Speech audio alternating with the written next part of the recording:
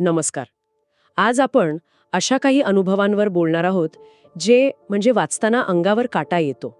हे अनुभव आहेत डॉक्टर बाबासाहेब आंबेडकरांचे. त्यांनी स्वतः लिहिलेले जे वेटिंग फॉर अ व्हिसा या नावाने आपल्याला माहीत आहेत. अस्पृश्यता म्हणजे काय हे आपण अनेकदा पुस्तकातून वाचतो, पण त्या शब्दांमागचं भयानक वास्तव काय असतं तेच समजून घेण्याचा आज आपला प्रयत्न आहे. बरोबर. आणि डॉक्टर आंबेडकरांनी मुद्दाम हे अनुभवांच्या स्वरूपात लिहिलंय, कारण त्यांचं म्हणणं होतं की अस्पृश्यतेवर मोठमोठे लेख लिहिण्यापेक्षा प्रत्यक्ष घडलेल्या घटना त्या जास्त परिणामकारक असतात. अगदी. आणि या केवळ दुःखाच्या कथा नाहीयेत, तर ज्या अनुभवांनी एका महान नेत्याचा दृष्टिकोन घडवला ते क्षण आहेत. आपण त्यांच्या नजरेतून त्या जगाकडे पाहणार आहोत. चला तर मग थेट सुरुवात करूया. साल आहे 1901. 9 वर्षांचा एक मुलगा आपल्या वडिलांना भेटायला निघालाय. मनात प्रचंड उत्साह आहे, नवीन कपडे घातलेत, पहिल्यांदा रेल्वे बघणार.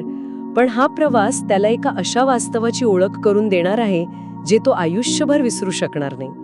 तर आंबेडकरांचे वडील होते सुभेदार रामजी सकपाळ. ते लष्करातून निवृत्त झाले होते. अच्छा. आणि गोरेगावला नोकरी करत होते.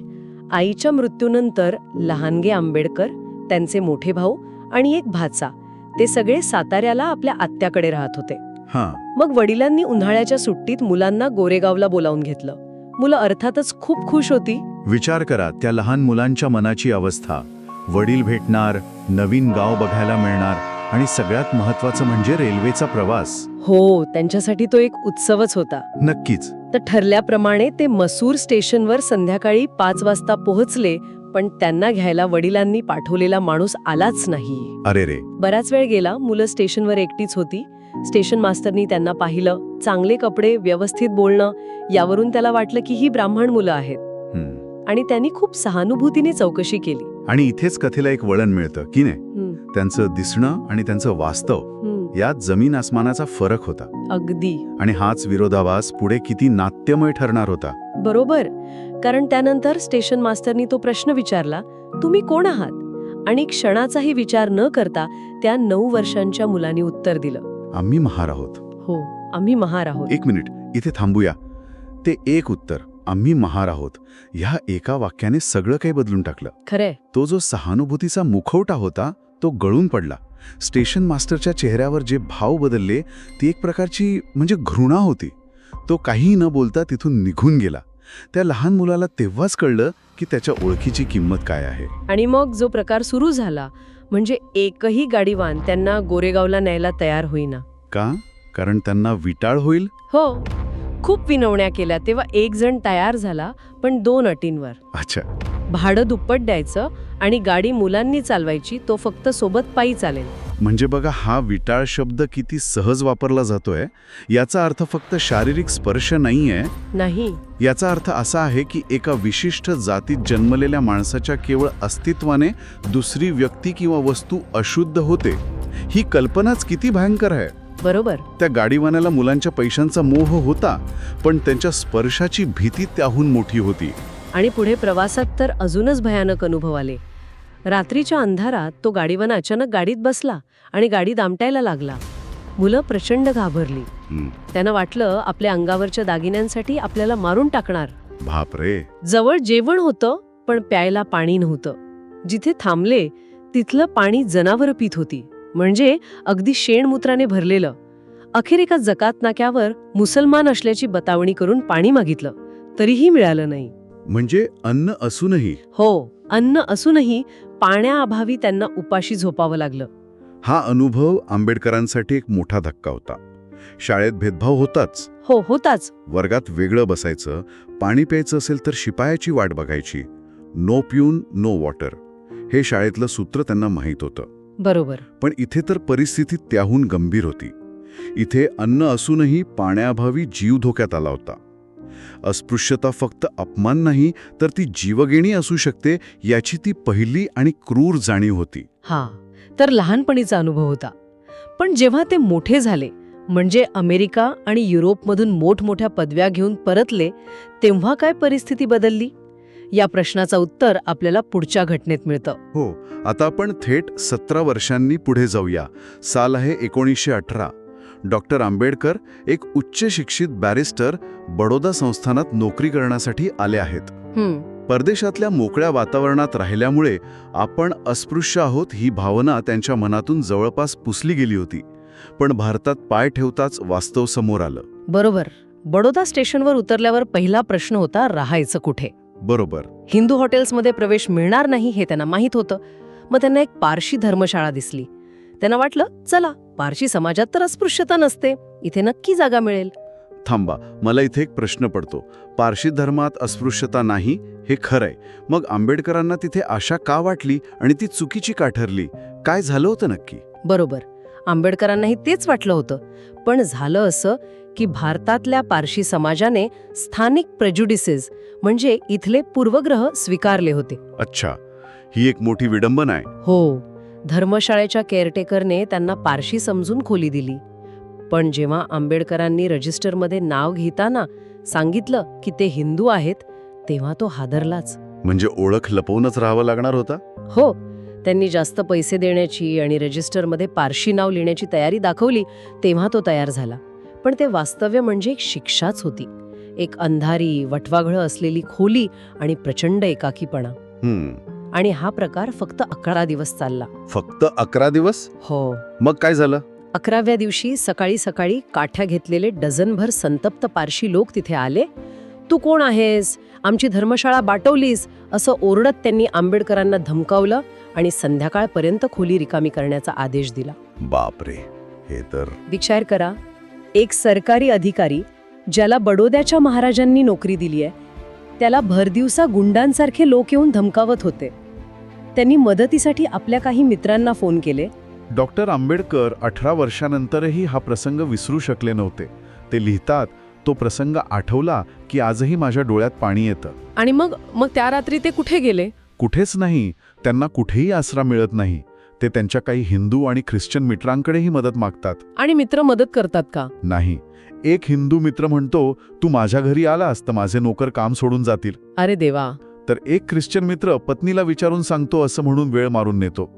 त्या रात्री ते एका बागेत एका झाडाखाली बसून रडतात. म्हणजे शिक्षण, पदवी, नोकरीतलं मोठं पद, या कशाचाच काही उपयोग? काहीच नाही. या घटनेतून त्यांना एक धडा मिळाला.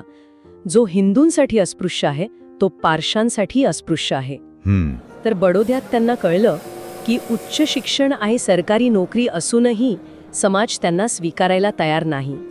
पण तोपर्यंत ते एक मोठे नेते बनू लागले होते. मग प्रश्न असा येतो की एका नेत्याच्या रूपात तरी त्यांना सन्मान मिळाला का? बरोबर. हीच गोष्ट आपल्याला 1929च्या चाळीसगावच्या घटनेत दिसते. आणि ही घटना तर अजूनच विचित्र आहे. इथे सन्मान करण्याच्या प्रयत्नात जीव घेणा अपमान आणि धोका दडलेला होता. झालं असं की आंबेडकरांना एका सरकारी समितीचे सदस्य म्हणून चाळीसगावला गेले होते. तिथल्या स्थानिक अस्पृश्य समाजाला आपल्या नेत्याचा सत्कार करायचा होता. त्यांना मिरवणूक काढायची होती.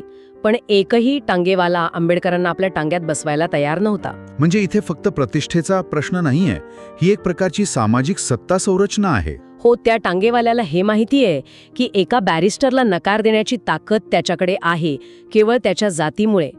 तो स्वतःला श्रेष्ठ समजतोय. बरोबर. आणि दुसरीकडे अस्पृश्य समाजाला वाटतंय की आपला नेता पायी चालत गेला तर तो आपला अपमान आहे. त्यांच्यासाठी नेत्याचा सन्मान हो गटाचा सन्मान होता. खरंय. या तथाकथित प्रतिष्ठेच्या लढाईत अखेर एक टांगेवाला या अटीवर तयार झाला की टांगा देईन पण चालवणार नाही. काय विचित्र तडजोड आहे ही. हो ना. मग गाडी चालवण्याचा अनुभव नसलेल्या एका स्थानिक तरुणाने टांगा चालवायला घेतला. एका पुलावरून जाताना त्याचा ताबा सुटला. टांगा थेट नदीत कोसळला आणि डॉक्टर आंबेडकर बाहेर फेकले गेले. अरे देवा. त्यांच्या पायाला फ्रॅक्चर झालं आणि त्यांना गंभीर दुखापत झाली. म्हणजे सन्मान करण्याच्या नादात जवळजवळ जीवच गेला असता. It's a tragic paradox. यातून आंबेडकरांना हेच समजलं की एक सामान्य हिंदू टांगेवाला सुद्धा कायद्याने बॅरिस्टर असलेल्या अस्पृश्य व्यक्तीपेक्षा स्वतःला श्रेष्ठ समजतो. सन्मान आणि प्रतिष्ठा या कल्पना किती पोकळ आणि जीवघेण्या ठरू शकतात याचं हे उत्तम उदाहरण आहे. म्हणजे हिंदू आणि पारशी समाजाकडून आलेले अनुभव तर आपण पाहिले, पण इतर समाजांमध्ये काय परिस्थिती होती याचं उत्तर 1934च्या दौलताबाद किल्ल्यावरील प्रसंगात मिळतं. आंबेडकर आणि त्यांचे काही सहकारी दौलताबाद किल्ल्याला भेट द्यायला गेले होते. प्रवासाने ते थकले होते म्हणून त्यांनी किल्ल्याच्या बाहेर असलेल्या पाण्याच्या हौदात हातपाय धुतले. एक अगदी सामान्य कृती. पण ती सामान्य राहिली नाही. नाही. कारण ते पाहताच तिथले काही स्थानिक मुस्लिम तरुण जमा झाले. ढेकणींनी म्हणजे अस्पृश्यांनी आमचा हौद बाटवला म्हणून ते आरडाओरडा करू लागले. अच्छा.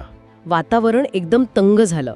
त्यांनी घाणेरड्या शिव्या द्यायला सुरुवात केली. अशा तणावपूर्ण परिस्थितीत कोणीही माणूस घाबरून जाईल किंवा चिडेल, पण इथे आंबेडकरांचं वेगळेपण दिसतं. त्यांनी रागाने उत्तर दिलं नाही, तर अत्यंत शांतपणे एक तर्कशुद्ध प्रश्न विचारला.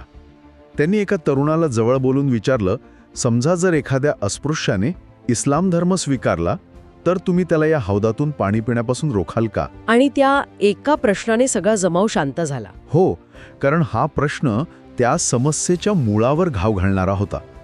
यातून त्यांची केवळ अन्याय सहन करण्याची नाही, तर त्याला तर्कशुद्ध आवाहन देण्याची वृत्ती दिसते.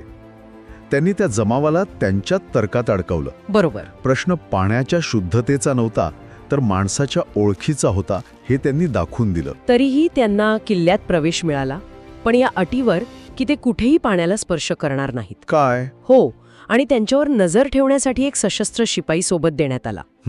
यातून त्यांना तिसरा धडा मिळाला. जो हिंदूंसाठी अस्पृश्य आहे तो मुसलमानांसाठीही अस्पृश्य आहे. खरं. हे झाले त्यांचे स्वतःचे अनुभव. पण ही समस्या किती व्यापक होती हे दाखवण्यासाठी त्यांनी इतरांचे अनुभवही नोंदवले आहेत. त्यातील 2 कथा तर मन सुन्न करणाऱ्या आहेत. आणि या कथा महत्त्वाच्या आहेत, कारण त्या दाखवतात की ही काही एकट्या दुकट्या व्यक्तीची समस्या नव्हती, तर ती एक व्यवस्था होती. पहिली कथा आहे एका अस्पृश्य शिक्षकाची, 1929 सालची. त्याच्या पत्नीची नुकतीच प्रसूती झाली होती आणि ती आजारी पडली. पण एका हिंदू डॉक्टरने तिच्यावर उपचार करायला नकार दिला. डॉक्टरने? हो, त्याने रुग्णाला साधा स्पर्शही केला नाही. अखेर उपचारांअभावी त्या महिलेचा आणि तिच्या नवजात बाळाचा मृत्यू झाला. विचार करा, एक डॉक्टर ज्याने माणसाचा जीव वाचवण्याची शपथ घेतली आहे, तो आपल्या व्यवसायापेक्षा, आपल्या शपथेपेक्षा आपल्या धर्माला मोठा मानतो. ही अमानुषता आहे. दुसरी कथा तर त्याहूनही धक्कादायक आहे. 1936 साली एक शिकलेला भंगी तरुण तलाठी म्हणून सरकारी नोकरीला लागतो. पण गावात त्याला राहायला घर मिळत नाही. तो रात्री मामलेदार कचेरीच्या वरांड्यात झोपतो. आणि पाणी? त्याला कार्यालयात पिण्याच्या पाण्याच्या भांड्याला हात लावू दिला जात नाही. एके दिवशी तो फक्त गावाच्या कार्यालयातील एका खुर्चीवर बसतो. फक्त खुर्चीवर बसतो? हो, आणि ते पाहताच गावकरी संतप्त होतात. त्याला मारण्यासाठी शस्त्र घेऊन एक मोठा जमाव जमतो. अरे बापरे. आपला मृत्यू निश्चित आहे हे पाहून तो तरुण एका कागदावर आपल्या वरिष्ठांना पत्र लिहायला सुरुवात करतो. त्यात तो लिहितो, माझ्यावर आज मृत्यू ओढवत आहे. माझ्या मृत्यूची बातमी माझ्या आई वडिलांना कळवावी. हे हृदयद्रावक आहे. ते पत्र वाचून जमाव थोडा शांत होतो. त्यांना भीती वाटते की हे प्रकरण अंगाशी येईल, आणि अखेरीस त्याने नोकरी सोडण्याच्या अटीवर जमाव त्याची सुटका करतो. यातून काय दिसतं? शिक्षण, सरकारी पद या आधुनिक गोष्टी सुद्धा जातीच्या जुन्या संरचनेपुढे हतबल ठरल्या होत्या. हो, आरोग्य, निवारा, नोकरी आणि साधं जगण्याचा हक्क या प्रत्येक गोष्टीत जात अडसर ठरत होती. डॉक्टर आंबेडकरांनी मांडलेले हे अनुभव फक्त काही वाईट लोकांच्या कथा नाहीत. हे अनुभव त्या व्यवस्थेचं क्रूर वास्तव दाखवतात, ज्या व्यवस्थेविरुद्ध ते आयुष्यभर लढले. अगदी. या कथांमधून आपल्याला त्या वेदनेची आणि अपमानाची तीव्रता जाणवते, ज्याने डॉक्टर आंबेडकरांना ही जात व्यवस्था संपवण्यासाठी प्रेरित केलं. आणि शेवटी एक विचार करण्यासारखी गोष्ट जी मला नेहमीच अस्वस्थ करते. कोणती? या लेखनाला वेटिंग फॉर अ व्हिसा हे नाव का दिलं गेलं याचं स्पष्टीकरण बाबासाहेबांनी कुठेही दिलेलं नाही. हो, हा एक महत्त्वाचा प्रश्न आहे. हा व्हिसा म्हणजे काय असेल? दुसऱ्या देशात जाण्याचा परवाना? की आपल्याच देशात आपल्याच लोकांमध्ये एक माणूस म्हणून सन्मानाने जगण्याचा परवाना, ज्याची ते आणि त्यांच्यासारखे करोडो लोक वाट पाहत होते. आणि जाता जाता ऐकणाऱ्यांसाठी एक विचार. या सर्व घटना 20व्या शतकाच्या सुरुवातीच्या आहेत. आजच्या समाजात सन्मान, प्रतिष्ठा आणि पाणी किंवा घरासारख्या मूलभूत गोष्टींची उपलब्धता कशी आहे? बहिष्कृत करण्याचे, अपमानित करण्याचे प्रकार बदलले आहेत की फक्त त्यासाठी वापरली जाणारी भाषा बदलली आहे? याचा विचार करायला हवा.